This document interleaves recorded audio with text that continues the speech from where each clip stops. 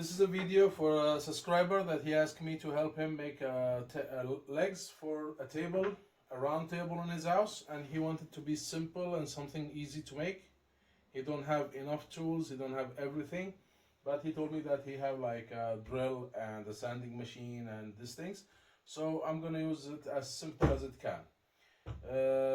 This project needs a special size of wood. You can go buy it from a construction store, ready, finished in the size that you want, but because I don't want to go buy, and I have woods, so I will cut it and sand it and make it ready to get to the size that we're going to talk about. So for you need just to take the idea and how to put the structure together to get the legs. For me, I will have some cutting to do to make it for you. So keep watching, and there is not much tools needed in this thing. You need only a drill, a screwdriver, and some wood glue, and a sanding machine if you have, or regular sanding, it's up to you. That's all. And I will show you even a way to glue things together without using clamps. You will not need clamps. Okay? Okay, now I have cut the wood in the size that I wanted the leg to be on. So we're gonna make thin legs, so it will look like nice and doesn't take too much space under the table. So the height of the legs is 70, and the width of the cross over it, so the legs will sit on it, is 60, because his table is 180. It's a very big round table for dinner, so this one have to be 60, at least 60. So it will be space for the legs, for the people to sit, and their legs doesn't touch the table legs. So, and this one is for the cross on the top. I'm gonna make it sit down like a plus over the top, so it will look like this, and then I will connect the legs over here. But before I start with this, I will catch up on the time and made these pieces over here. This one I have to put one piece like this and put the other one on the top of it like this, and then glue them together. So when the legs stand, it will be a thick leg in the bottom, and this one will hold up there.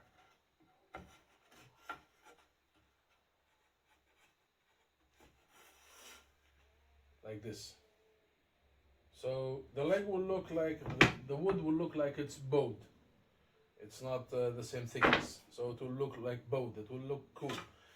And to glue it, of course, one very important tip to everyone, just remember always to give a light sanding for your wood before you start working, so you get rid of these chips away, and you open up the grains of the wood again. If the wood was laying down for a while, you will see that the wood gain its white color or its own color back. So it will absorb more glue to hold better. You get it? Or when you stain it, it will suck on the stain to get the perfect color. So always just remember to give it a light sanding. It's not too much. Just get a 120, 150, and just go like this. That's all. It's like a very light job to make sure that you get a perfect finish in the end. So now I'm gonna start doing this, and how to do it without screws, without the clamps.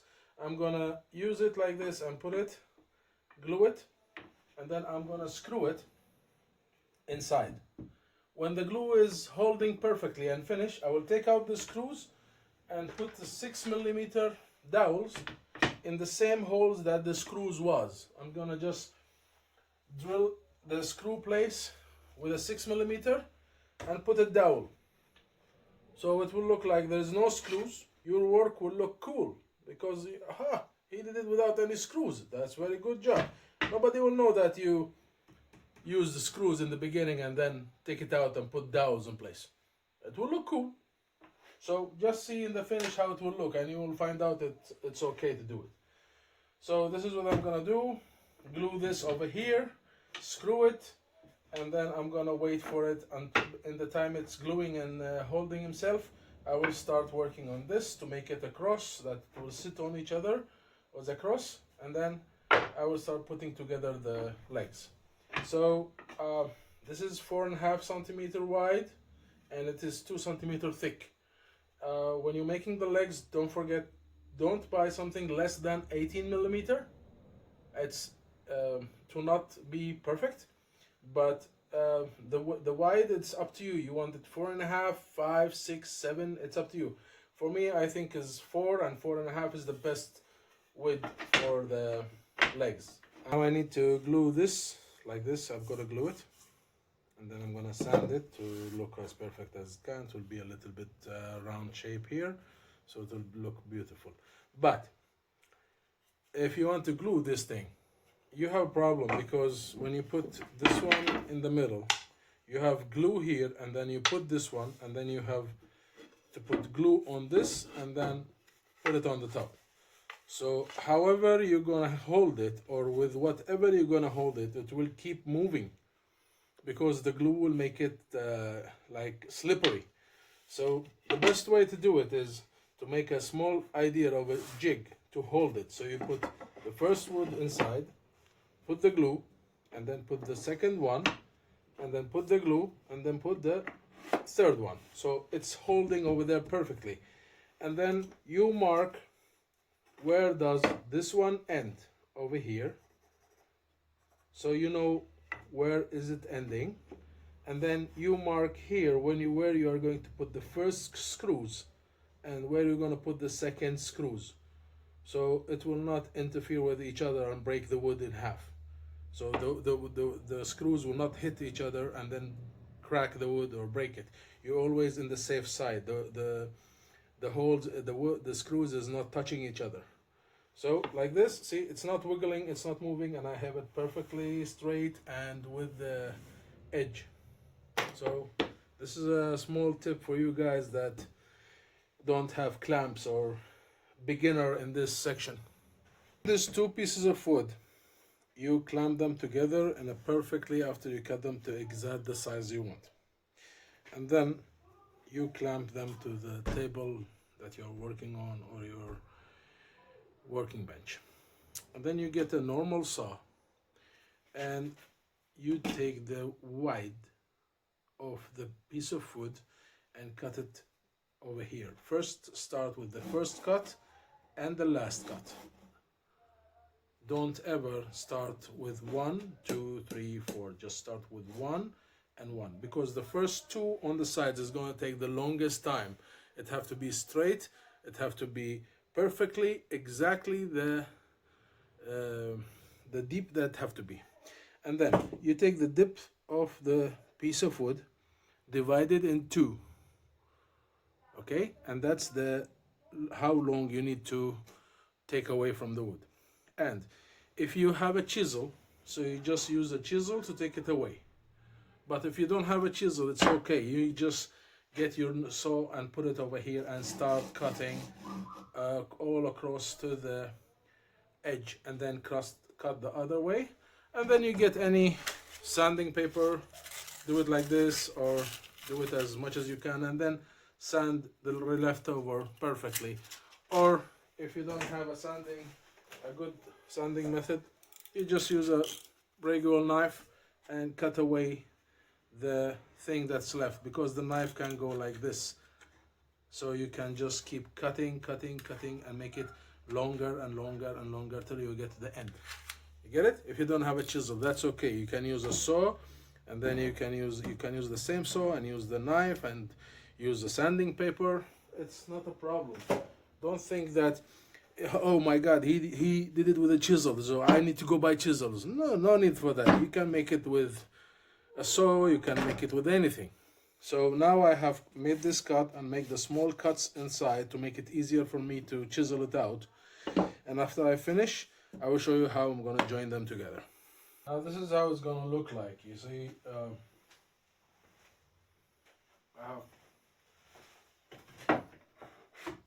put finish putting the cross together. I screw it, and then I'm showing this project to someone that he don't have clamps. I think so. I need to do it in a old-fashioned way. I put screws and everything to clamp the wood together to make sure that it's hold on together, and then I will remove the screws and put dowels in place.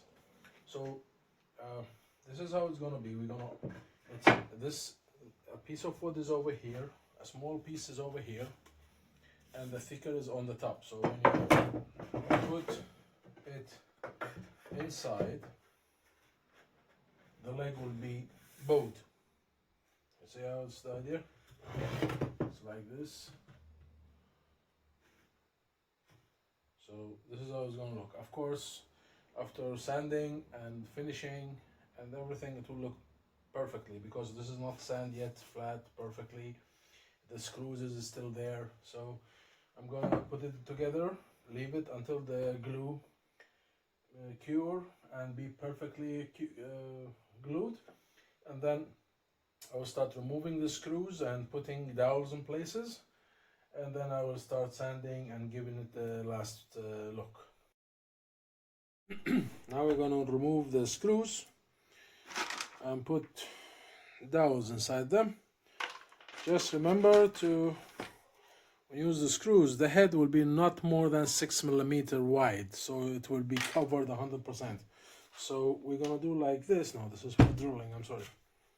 We're gonna do like this. Screw them out.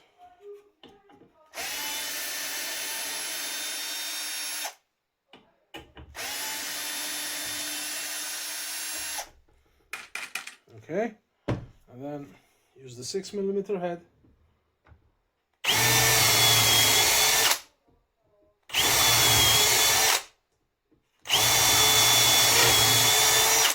So, and then the dowels, dump them in the glue, put a little bit at the beginning, and go. Dowel again, put a little bit at the beginning to push inside, and okay, that's all. It's so easy. Now you have dowels in place of screws, and of course, after you finish, the glue is holding perfectly and okay, you just cut the heads away and sand it out, and it will look perfectly ever after. No need for screws, no need it to be ugly. That's how to do it easy and fast and without any clamps. Okay, now this is finished. The legs, I put them together, and then I make a chuck over here and put a dowel inside to hold these two pieces together. So this legs is going nowhere, and it is two pieces, and I have added, as you can see, the dowels as we had deal, and I'm gonna take out the screws on the top also and put dowels when I finish, but I'm gonna make it look white, so I will stain it first and then put the dowels, so it will look like there's white dots inside it. And I made sure that it is glued perfectly. I make it a little bit round after I sand it, so it will be not making any drags or putting any marks on the hard floor, or if you're gonna put it on a carpet or something, so it will not give you marks or give you something, destroy the house floor. Make it as smooth as I can. I just send it to 180. That's the best I can give it for, because I'm gonna use Liberon. Find the exact match to any old-fashioned design, or if you want to stain something to look like it's antique or something, it give you a good wax on the top, and it'll give you a very nice finish when you finish it. So I'm gonna wax it and start with it, and then I will show you how it will look in the end. This is how it looks like after you stain it. This is the first level. I'm gonna add another level, but of course there's two things. If you're going to use a piece of sponge, always remember that your finger need to go between places. So when you make tight areas, remember that your finger have to fit there to stain the wood. So you not leave this space without stain, or have another kind of looks like another kind of color. So just remember, when you're working in a project, remember that your fingers have to fit everywhere to give it the finish, or to sand it, or to, you get what I mean. I mean that you need to make sure that you can get to every place detail that there is in your project. Because if you make someplace, you stain someplace and you don't stain the other one, so it will look bad. It will look like the job is not finished. So always remember like this, and keep using this sponge and just go up and down. There is too much left wax in the small sponge that you use. Never use a big one, because it will just suck the wax and keep it inside, and then you will lose too much wax. So always use a small one and go around. And then if you have a space like have too much wax, you can use another sponge that is not dipped in the wax and just clean it up. It will be like this, so you have perfect. And then in the end, when you finish, just get a piece of clothes and go all around your project. Keep cleaning, taking away the extra spots, and just keep going around and around. You will get it in the end. It will look perfectly as it have to be. So this is the easy thing. And when you make a project, don't let your wife tell you it looks bad in the beginning. Tell her always to wait to the end, because they don't see what we see. Okay?